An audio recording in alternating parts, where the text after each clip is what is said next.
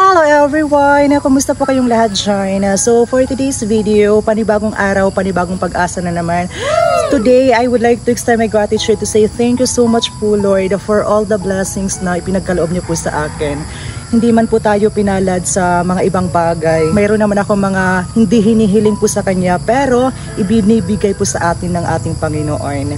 Kaya as of now na meron akong blessings kasi may nag-trending na video ko dahil nag-promote tayo ng product sa affiliate marketing.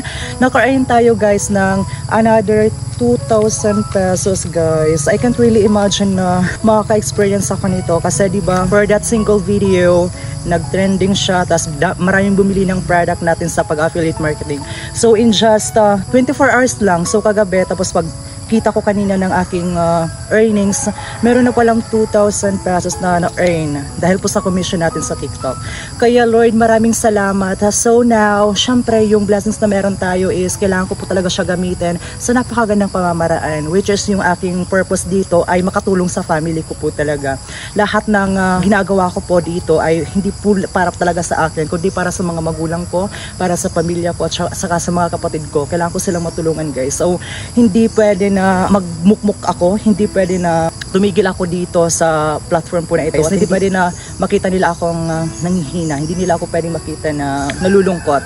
Bagkos kailangan kong bumangon, kailangan natin magpatuloy sa araw-araw, kailangan natin mag-move forward kasi wala tayong ibang choice. Especially ako na isang breadwinner guys, so wala akong dapat na ibang gawin kundi yung tumulong sa family ko kasi ako yung nasandalan nila, ako yung kailangan nila ngayon. Kaya sa mga blessings na ipinagkaloob sa akin ni Lord, maraming salamat at saka sa mga taong walang sawang sumusuporta po sa amin. Thank you kasi yung blessings na sineshare nyo din po sa akin is nagiging lakas ko rin siya at saka namomotivate ako every time na nararamdaman ko na nandyan lang kayo talaga palagi para sa akin. Maraming salamat. Binabasa ko lahat ng comments, binabasa ko lahat ng mga messages niyo guys. I'm really thankful na pinapagaan nyo yung loob ko.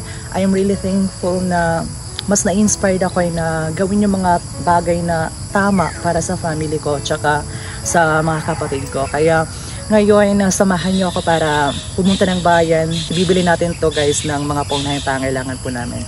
So once again, hindi dapat tayo tumigil sa lahat ng hamon natin sa buhay. Kasi yung mga failures na naranasan natin is totoo nga po talaga siya na mas nagiging strong tayo as a person. Kaya Lord, maraming salamat for everything. Thank you for all the experiences that I have been experiencing. Hindi pa ko pa may alam kung ano yung plano niyo po para sa akin. Pero hindi po talaga nawawala yung pananampalataya ko at saka yung pag-asa na makakamtan ko rin yung mga bagay na gusto ko in the near future. So, wag natin patagalin to kasi umaamboy na dito sa amin. Let's go everyone!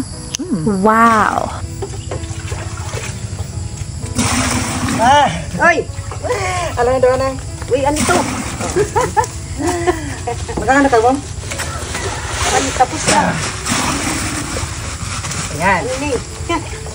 So, meron ako ditong ulam natin. Alaon. Ito. Mga dilag. So, bumili ako dito ng beef loaf. Wala na tayong asukal. Wala lang. Bagay mo. Go, laban. Joy! Oh! Dali! Biscuit para sa kanya. Tapos yung mga sabon natin. So dito may mga noodles. So yung binili ko is yung mga pangunahing pangailangan talaga natin. Kaya thank you so much po talaga Lord. Ambon na. For all the blessings. Umaambon na, sige punta na tayo doon. Thank you. Kailangan nating lumaban. Kayag lang. Maulan dito sa Leyte ngayon. Yes, ang importante meron tayong bigas at saka ulam ngayon.